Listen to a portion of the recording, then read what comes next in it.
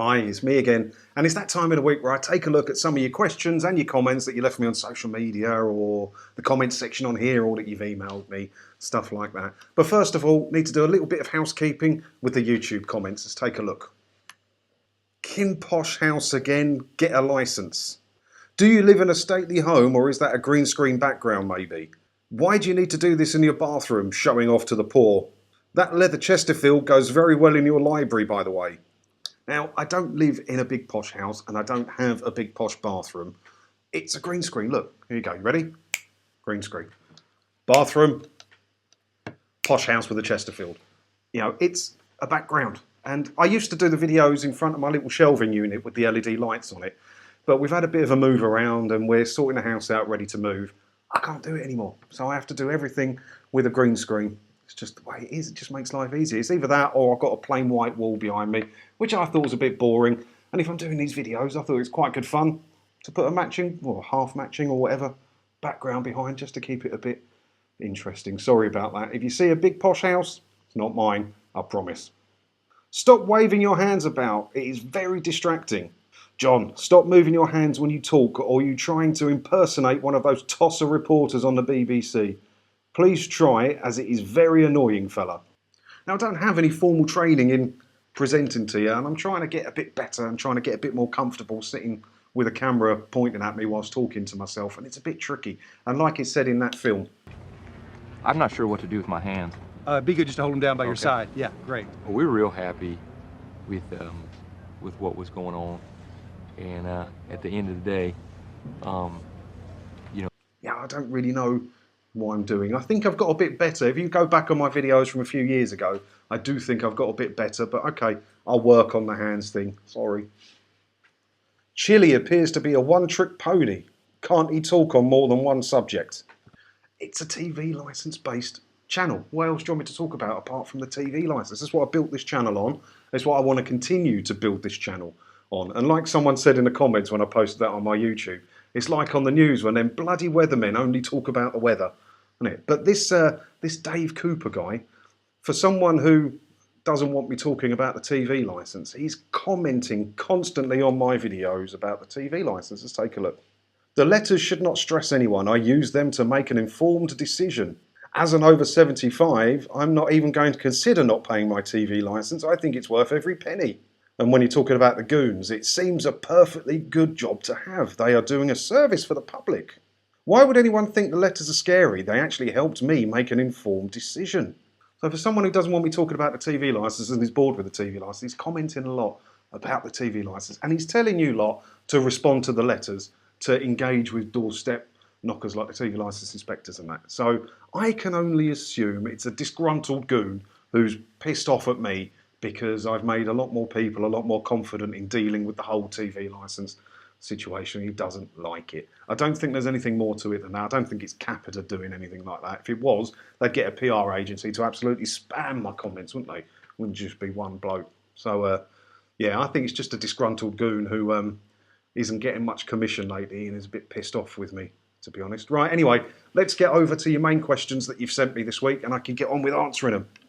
I just wanted to say thank you for taking the time to put these resources and videos together. After much trepidation, I finally cancelled our TV licence yesterday after realising that I cannot remember the last time we watched live TV.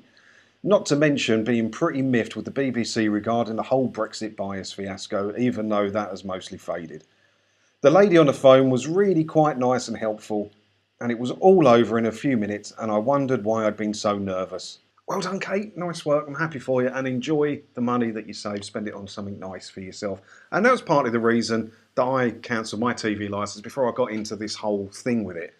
Is that I just wasn't watching it. And I had monthly bills going out. And I'm thinking, why am I spending this money a month on something that I don't use? Can I get rid of it?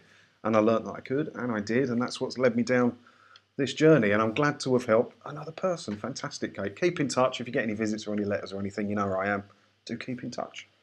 Hi CJC, had a letter this morning from TV Licensing saying your no licence needed claim expires soon. Please get in touch. They say they want to check to see if my circumstances have changed. 1. Do I need to have contact with them? I'm really happy to waste their time and ignore every bit of literature they send. I've not watched TV since cancelling my licence. Thanks for your time, Colin. Yeah, so you've made the no licence needed claim last 2 years and it's expiring now, and they want to know if anything's changed. They already have your details and things like that, so it's not going to hurt if you want to renew it. The only times when I say don't renew it is if you've moved house or something like that and they don't know who lives at the property, or they've been sending letters to the occupier, like in your current property, then there's no point contacting them and giving them your details. But if they already have them, there's no harm in doing it. I do it every couple of years when it expires. I renew my no licence needed declaration.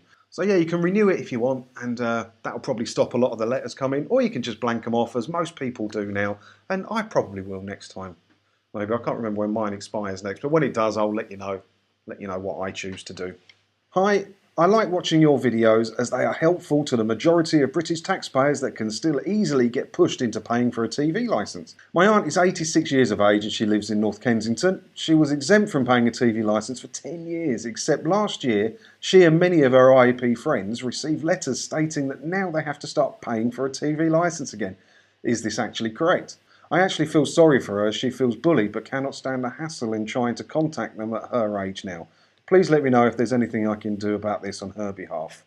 Hi mate, yeah, the free TV licences for the over 75s are gone, apart from if you're in receipt of pension credit. So if she's in receipt of pension credit, she can still apply for a free TV licence. Living in North Kensington, don't want to judge anybody, but she's probably not in receipt of pension credit. But if she is, she can still have a free licence.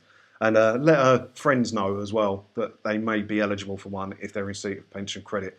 They're not going to police this too heavily, the BBC is saying, because they don't want a massive PR disaster. So they're not going to police it too heavily. So she will get letters, you can just bin them off. If she gets a knock on the door, tell her not to open it. And then there's nothing they can do.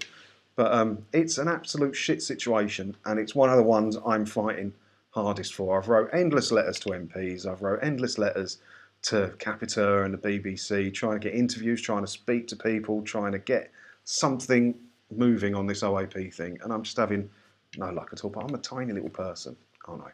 That's the problem. We need someone big to jump on this and start looking at it. But then loads of the House of Lords people, like Beefy Botham and that was on it, and nothing's changed, has it? So I don't know. Hopefully this will all sort itself out. But yeah, as it stands at the minute, sorry mate. Yeah, she probably will need one. Hi John, why should I pay for live TV, for ITV or Amazon, etc. if all the money goes to the BBC? They have adverts for a reason. Can you explain this, Aaron? No, Aaron, I can't. And this is one of the most ridiculous aspects of the TV licence.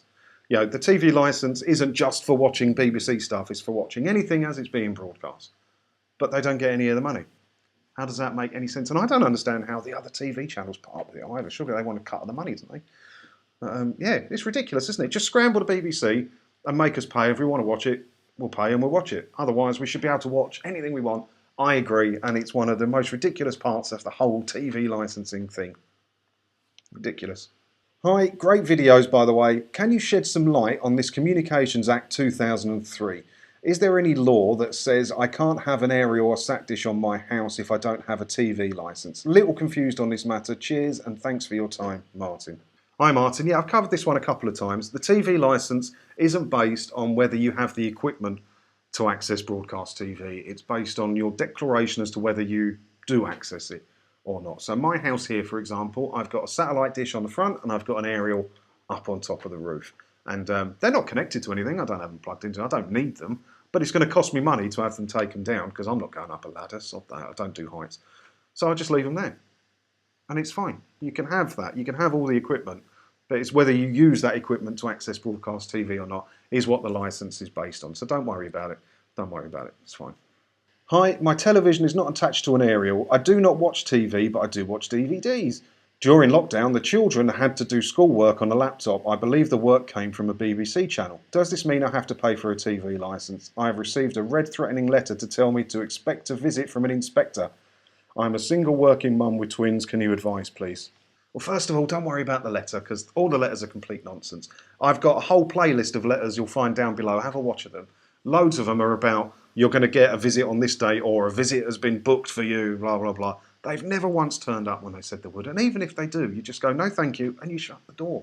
So it's nothing to worry about. Don't worry about the letters. Now, the work from the BBC channel, a lot of schools are doing that, and the BBC supplied work. As long as it's not, you're not watching TV for the work, if it's stuff that the school has supplied but it's BBC content, it doesn't matter. It's fine. You can watch BBC content on YouTube, for instance. It's fine. You just can't use BBC iPlayer or watch TV as it's being broadcast. But the lessons and stuff that the BBC had put together to stream, as long as they didn't come from iPlayer, are okay without a TV licence. But I believe they're supplied by the school. But not having a kid, I don't really know too much about it. But I'm going to try and speak to my sister, who does have kids, who did have to do some BBC work at home during lockdown.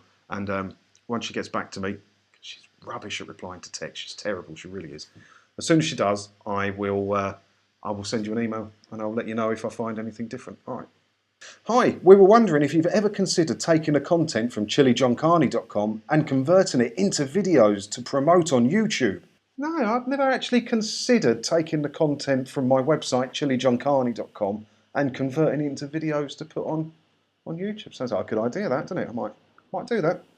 I had a visit a few years ago and told the TV licence goon I only watched the +1 channels, and to which he said, and I quote, "Well, there is nothing we can do about that. Just thought this information was useful for your viewers."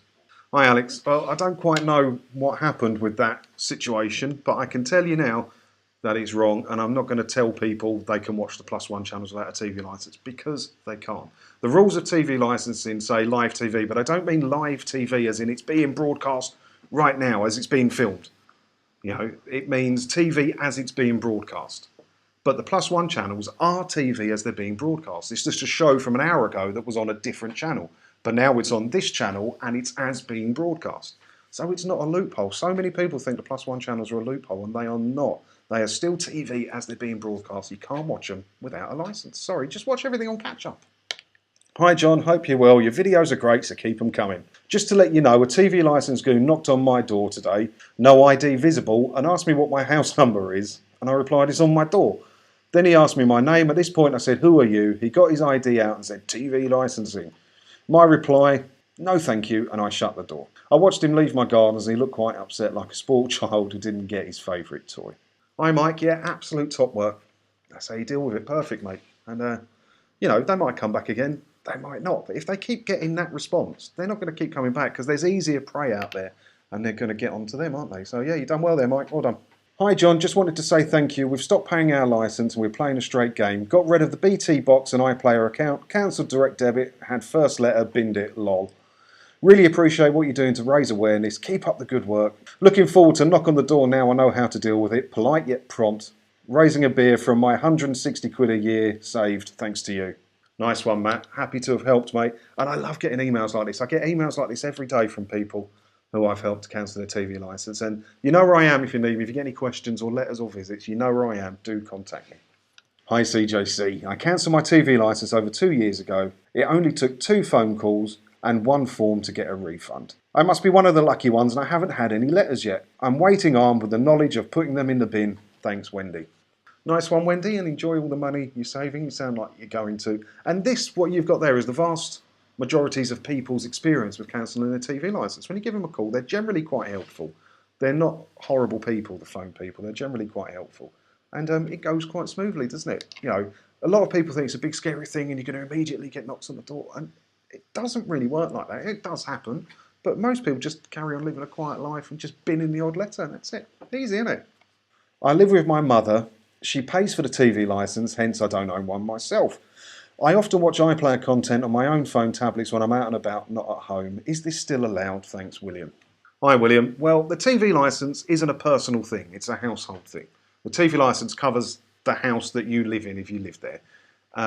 You don't need a personal one for your own personal use. It's not like that. It covers the household. The only reason they bill it to a person is because they need someone to talk to about billing or selling it, whatever. So if you live in that house with your mother and there's a TV licence, you can watch BBC iPlayer wherever you like. On your phone, laptop, out and about in the park, wherever you want. You are fully covered by a telly licence. No problem. Right, well, I think that'll just about do it for the questions today. I'm going to stop waving my arms about because I've already been told off once before. Do keep sending me your questions via email or on social media, or just leaving your comments below is a great way. I do read them all. I can't reply to everybody, but I promise you I do read all the comments you leave below on all the videos, whether they're positive, negative, or from that bloke who thinks I should do other stuff. So, yeah, keep leaving your comments and I'll see you in another video again soon. Thanks for watching.